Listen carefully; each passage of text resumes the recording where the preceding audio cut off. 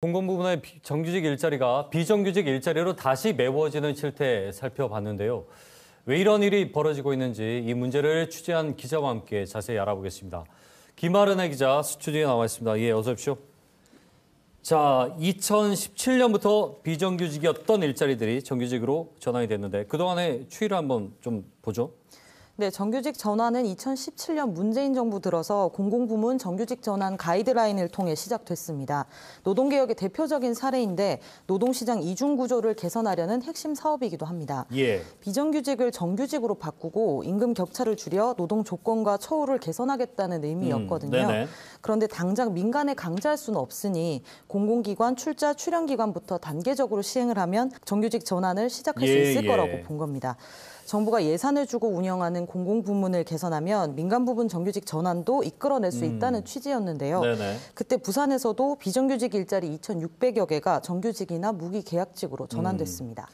관에서 추진을 하면 아무래도 민간 영역에도 충분히 영향을 줄 수 있기 때문에 그렇기 때문에 어떤 정책을 쓰냐가 대단히 중요한 일들인데 근데 지금 뭐 정부가 바뀌면서 노동기업 방향도 다들 아시다시피 달라진 부분들이 많습니다. 그것이 정규직 전환 정책에도 미쳤다고 봐야 될런지 어떻게 보십니까? 네, 그렇습니다. 현 정부 들어서며 지난해 7월 노동개혁 정책에도 변화가 예고됐습니다. 새 정부 공공기관 혁신 가이드라인을 새롭게 내면서 기존 정책 방향을 상당 부분 수정한 건데요. 우선 공공기관의 생산성과 효율성을 높이기 위해 기관별로 혁신 계획을 새롭게 짰습니다. 그런데 이 과정에서 일자리 부문이 크게 바뀌었습니다.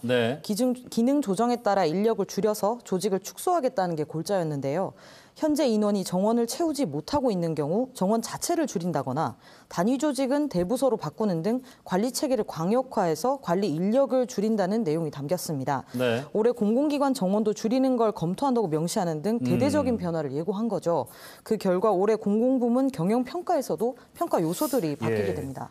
자, 공공기관 통폐합 과정에서 일단 지금 생겨나는 일들인데 공공기관의 효율화나 혁신 뭐 누가 이걸 마다하겠습니까? 그러나 다만 그 기존의 일자리들이 어떤 영향을 받고 있느냐는 우리가 좀 다른 문제이기 때문에 짚어봐야 될 텐데 지금 얘기한 그 평가 요소가 특히 중요하죠. 어떤 부분에서 변화가 생기게 되는 겁니까? 이게 문재인 정부 때인 2017년 11월에 수정돼서 올라온 공공부문 경영평가에서는 좋은 일자리 창출과 질 개선 노력 등의 가산점을 10점까지 반영했습니다.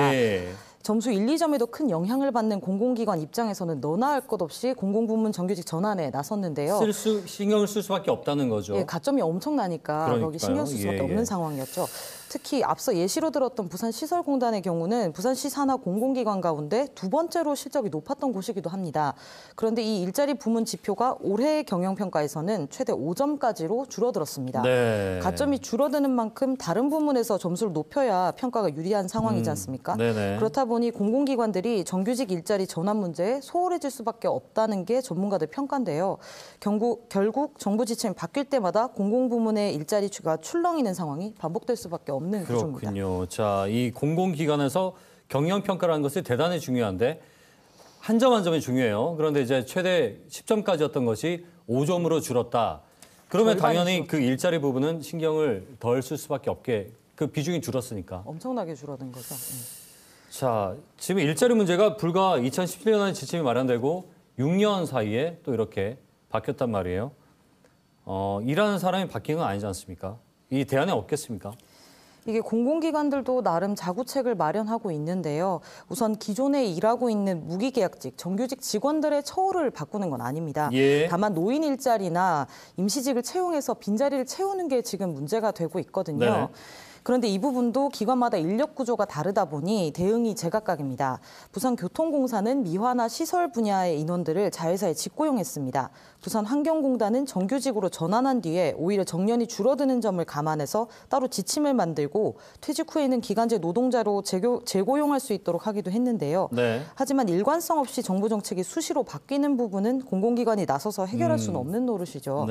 정부도 노동시장 이중 구조를 개선하겠다는 입장인 만큼 사회 각계각층의 목소리를 반영해 대안을 다시 마련해야 할 것으로 보입니다. 부산시 산하 기관이다 보니까 그 기관이 스스로 그 인사권에 대해서 다 모든 걸 이제 자주지하기는 힘든 구조지 않습니까? 예, 사실상 거의 어려운 상황. 알겠습니다.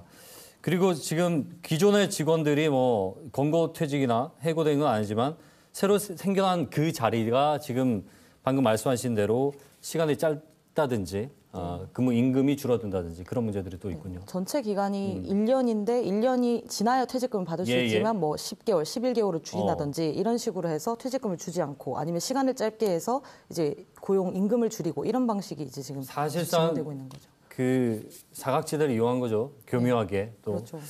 알겠습니다. 오늘 여기까지 듣겠습니다. 고맙습니다. 네. 김아련의 기자와 함께 얘기 나눠봤습니다.